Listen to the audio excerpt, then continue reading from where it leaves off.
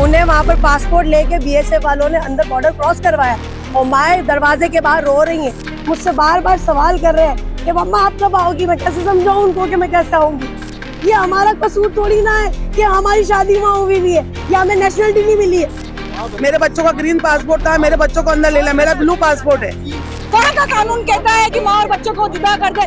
करता कोई और है, भरता कोई और है। ना यहाँ से नागरिकता दी जाती है, ना वहाँ से नागरिकता दी जाती है। मैं रहती कराची में हूँ, शादी मेरी वहाँ हुई भी है, 11 साल हो गए मुझे और मेरे 2 बच्चे हैं और यहाँ पर मेरे मम्मी पापा का घर है जोधपुर में। मैं मिलने के लिए आई थी, 30 दिन हो गए मुझे यहाँ पर, मेरे जाने के दिन थे, लेकिन ये गाइडलाइन के बाद में इमरजेंसी के अंदर हम लोग यहाँ से निकले कि भाई हम तो नेशनलिटी केस में शायद हमें एग्जिट देंगे। लेकिन जो वहाँ पर जाके मैंने मंजर आम देखा है कि वहाँ पर 1.5-2 साल के बच्चे जो पाकिस्तानी इंडियन माओ के बच्चे थे, उन्हें वहाँ पर पासपोर्ट लेके बीएसएफ वालों ने अंदर बॉर्डर क्रॉस करवाया और माए दरवाजे के बाहर रो रही हैं कि हमारे बच्चे। लेकिन हम क्या करें, वो कह रहे हैं हमारे हाथ में कुछ नहीं है। मेरे बच्चे मुझे वहाँ लेने आए थे, मुझसे बार बार सवाल कर रहे हैं कि मम्मा आप कब आओगी। मैं कैसे समझाऊं उनको कि मैं कैसे आऊंगी। अगर जो भी गाइडलाइंस आपने चलाई थी हमारे लिए भी तो कुछ करते ना। नेशनलिटी हमें अभी मिली नहीं है, 11 साल हो गए हैं मुझे। नेशनलिटी की स्लिप मौजूद है, जिस दिन मुझे वो नेशनलिटी मिलेगी वो स्लिप जमा हो जाएगी। लेकिन मेरा घर तो वही है ना, मैं तो अपने मायके आई थी और आज मैं इतनी मुसीबत से, हम लोग 3 घंटे में तैयारी करके वहाँ गई और 900 किलोमीटर है जोधपुर से वहाँ पर। कितना पैसा बर्बाद हुआ है। मेरे हस्बैंड वहाँ से इमरजेंसी में आए, मेरे बच्चों को लेके आए। सबसे पहले तो मेरे बच्चों के सवाल का जवाब दो कि मैं उन्हें कैसे समझाऊं कि उनकी माँ कब आएगी। मुझे जवाब चाहिए इस बात का। मुझे, मेरी बहन को, मुझ जैसी ऐसी 30 बहनें खड़ी हुई थी बॉर्डर पे, जो रो रही थी, जो गिड़गिड़ा रही थी, जो तरस रही थी अपने बच्चों के लिए। उनका सवाल का जवाब दो। हम लोग कैसे जाएंगे यहाँ से? ये हमारा कसूर थोड़ी ना है कि हमारी शादी वहाँ हुई भी है या हमें नेशनलिटी नहीं मिली है। इवन वहाँ पर जो पाकिस्तानी लड़कियां फंसी हुई है, उनसे भी यही कहा जा रहा है कि इंडियन बच्चों को भेज दो। माँ कैसे रहेगी? क्या आपके बच्चे नहीं है? आपके बच्चे नहीं है क्या? हमारा हम जायज खड़े नहीं है? हमारा राइट नहीं बनता बोलने का? इसके बावजूद भी अगर किसी को लगता है सही है नहीं सही है, वो खुदा पूछेगा उसको।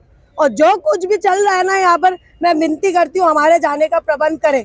4 दिन से करें, हफ्ते भर से करें या 10 दिन से करें, हमारे लिए रास्ता खोले। हमारा घर वही है। ये मेरी बहन 20 साल से वहाँ रह रही है, इसकी 2 बच्चों को वहाँ छोड़कर आई है। बच्चे ले लिए, बच्चों को ले लिया, इनको नहीं लिया अंदर, क्योंकि मेरे पास था ब्लू पासपोर्ट। सिर्फ ग्रीन पासपोर्ट की एंट्री थी वहाँ अंदर। मेरे 2 बच्चे बहुत रोते हुए गई है अंदर। बस हमारा किसी तरह, हमारा बहुत जल्द से जल्दी हो सके हमारी आवाज आगे पहुँचाए और हमारे वहाँ जाने का हमारा इंतजाम करवाए। बस हमें यही कहना है। अब जो हो गया सो हो गया। हमारा रास्ता खुलवाए, हमें जाने दे, हमारे लिए कुछ करे। मेरे बच्चों का ग्रीन पासपोर्ट था, मेरे बच्चों को अंदर ले लिया, मेरा ब्लू पासपोर्ट है। कोई कहीं पे भी ये नहीं होता कि बच्चों को माँ से जुदा किया जाए, भले कितना भी दंगा फसाद हो, कुछ भी हो। कहीं पे भी बच्चों को ले लिया और हमें ले लिया। 1.5 साल के दूध पीते बच्चों को बीएसएफ वालों ने अंदर ले लिया कि इनको दे दो, माँ यहीं रहो। ये कहाँ का कानून है? किस जगह का कानून है? हमको इंसाफ चाहिए। अब जो मारे गए माँ बाप से मिलने के लिए, कहाँ का कानून कहता है कि माँ और बच्चों को जुदा कर दे? करता कोई और है, भरता कोई और है। हिंदुस्तान से पाकिस्तान और पाकिस्तान से हिंदुस्तान एक किल नहीं आ सकती बिना सिक्योरिटी। इतना बड़े आदमी, 4 आतंकवादी उसके पिस्टल के साथ में अंदर आके शूट। आपकी सुरक्षा क्या कर रही थी? आपकी कमजोरी है, हमारी कमजोरी नहीं है। हमारे गवर्नमेंट हमको राइट्स देती है, आप उस राइट को छीन नहीं सकते। किसी भी हाल में इस रास्ते को खोला जाए और हमारी माँ बहन जितने भी वहाँ भी छोटे छोटे बच्चे हैं, उनको भी नहीं लिया जा रहा है, यहाँ से भी नहीं भेजा जा रहा है। उन मासूम बच्चों को क्या कसूर है जो दूध पीता हुआ है? हमको इंसाफ दो और हमको हमारी आवाज को हर जगह का फैलाया जाए और ये मेरी बहनों को ये फंसी हुई है, इनको घर भेजा जाए। हम और कुछ नहीं जानते हैं, आप इस चीज को कहाँ तक पहुँचाते हैं और हमारे को कहाँ तक इंसाफ मिलता है? हमारे बच्चे वहाँ पे रो रहे हैं, बिलक रहे हैं, वहाँ रखने के लिए कोई नहीं है।